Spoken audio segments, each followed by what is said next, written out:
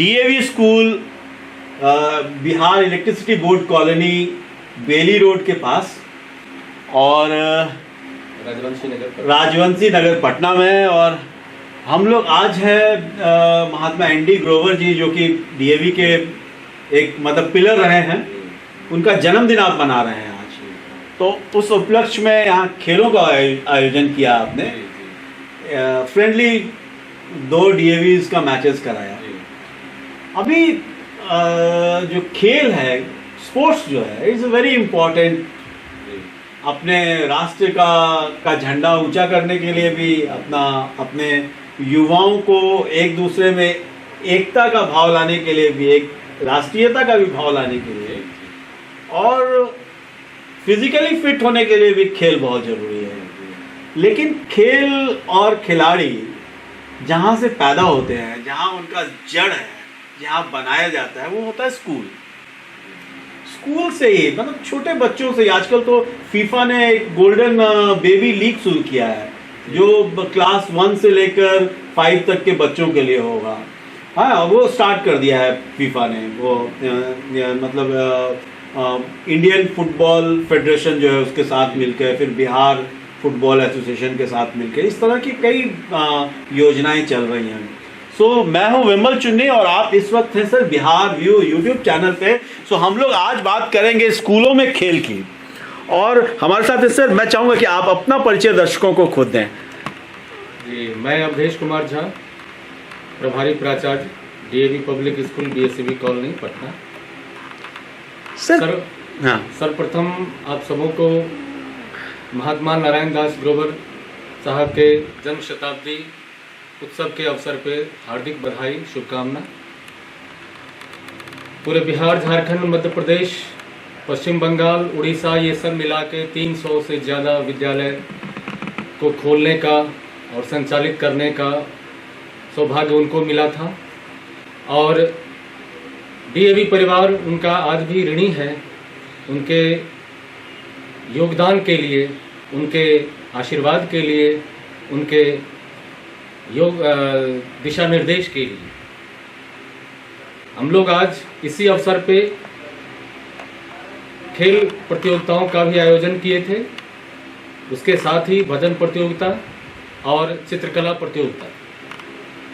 सभी प्रतियोगिताओं में बच्चों को, पटना प्रक्षेत्र के जो डीएवी विद्यालय हैं उनके बच्चों को आमंत्रित किया गया था, और प्रतियोगिताएं अभी चल ही रही हैं। कुछ ही देर में उसके प्रतिफल भी मिल जाएंगे। ये ऐसा इसलिए किया गया क्योंकि ग्रोवर साहब को खेल से बहुत ही लगाव था।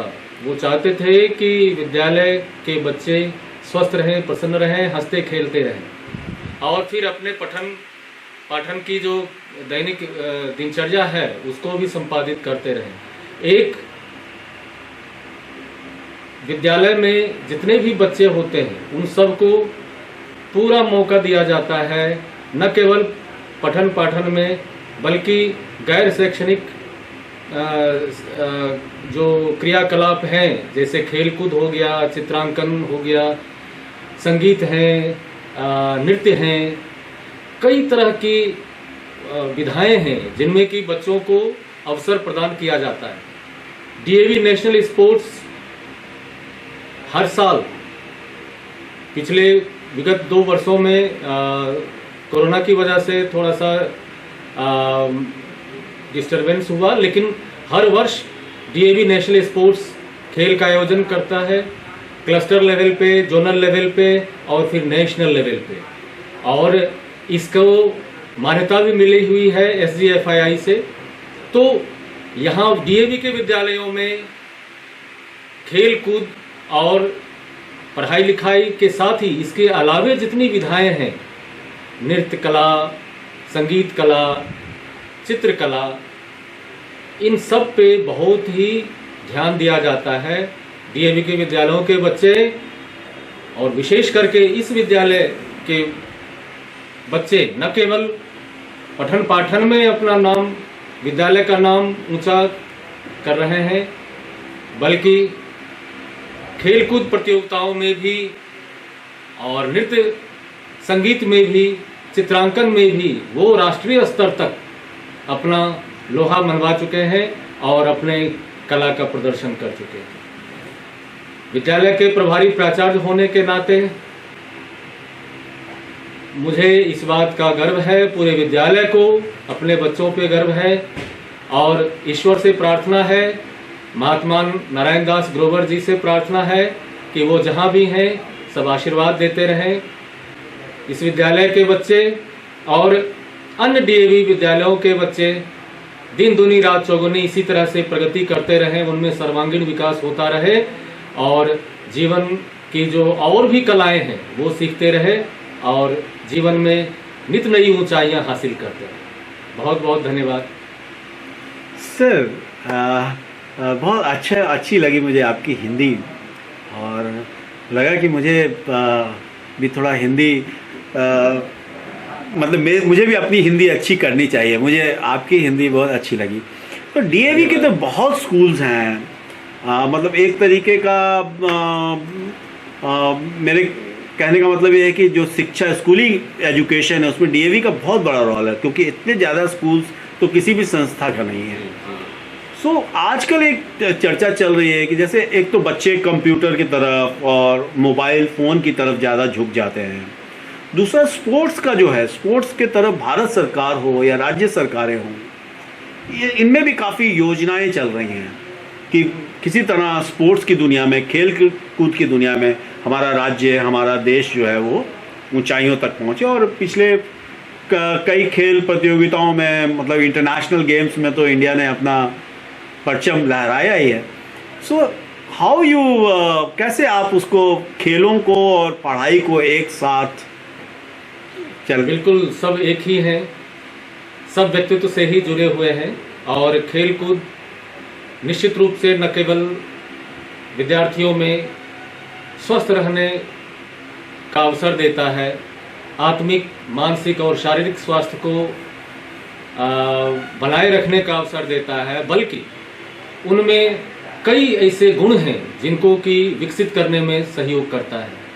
जैसे नेतृत्व का गुण, लीडरशिप क्वालिटी, उनमें टीम वर्क, साथ में समूह में काम करने की कला और आपसी सामंजस्य, कोऑर्डिनेशन, ये सारी कलाओं के ज्ञाता वो हो जाते हैं। धीरे धीरे धीरे धीरे उनमें वो विकसित होता है और धीरे धीरे उनके जीवन में आने वाले समय में वो और विकसित होकर के उनको एक नए अच्छे व्यक्तित्व के निर्माण में सहायक होता है। तो खेल कूद का मानव जीवन में बहुत ही महत्व है और खास करके विद्यार्थियों के लिए तो महत्वपूर्ण है ही।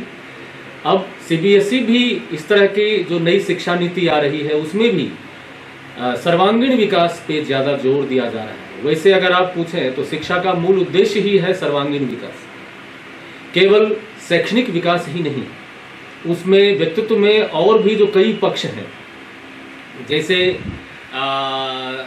लाइफ स्किल्स हैं, जीवन की कलाएं हैं, बहुत सारी ऐसी चीज़ें हैं, और लीडरशिप क्वालिटी, कोऑर्डिनेशन की capacity, communication skill, scientific skill, logical power, इन सब के अलावे literacy skills, literary skills, all these skills are developed and improved among the students through sports and games।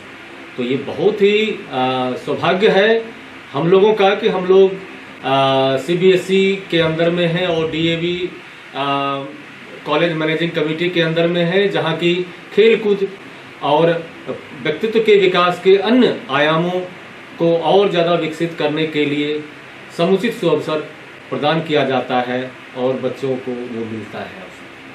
तो बहुत बहुत धन्यवाद मैं कहूँगा बिहार व्यू की तरफ से। और एक जाते जाते मैं एक सवाल नहीं बल्कि मैं आपकी प्रतिक्रिया जानना चाहता था कि हमारे जो बिहार के सीएम हैं उन्होंने घोषणा की है कि शनिवार को जो सरकारी स्कूल हैं बिहार सरकार के, उसमें बैगलेस, मतलब बैग नहीं जाएगा, बच्चे बिना बैग के जाएंगे और वो खेल कूद से ही जो है वो ज्ञान की प्राप्ति करेंगे। कैसे आप देखते हैं इसे? जी जी बिल्कुल। सप्ताह में अगर एक दिन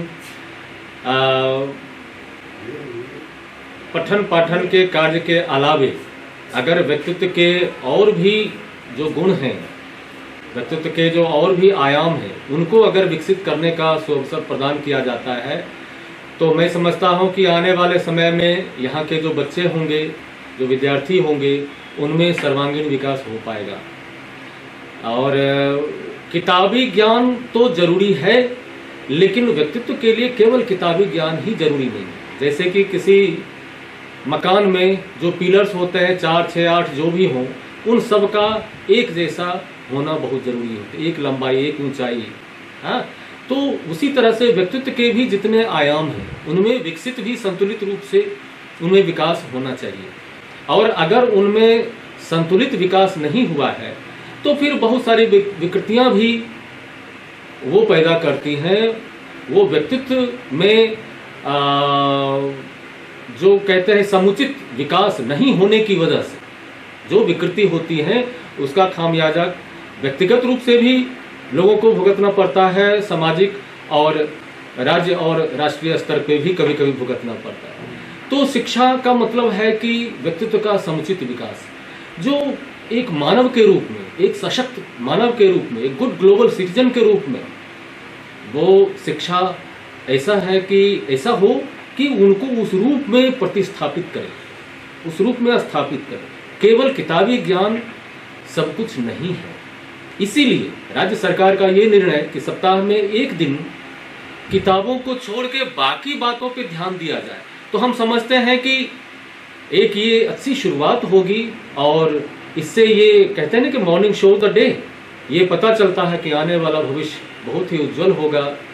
यहाँ के युवा, वैसे भी बिहार को युवाओं का राज्य माना जाता है। वैसे तो भारत ही युवाओं का देश है, लेकिन भारत में सबसे ज़्यादा युवाओं की संख्या अगर है तो बिहार में है। तो बिहार में ऐसी शुरुआत ये प्रदर्शित कर रही है कि आने वाला कल युवाओं का होगा और हमारे सशक्त युवा, संपूर्ण व्यक्तित्व के, प्रभावशाली व्यक्तित्व के धनी युवा आने वाले समय में देश को, समाज को काफ़ी आगे ले जाएंगे।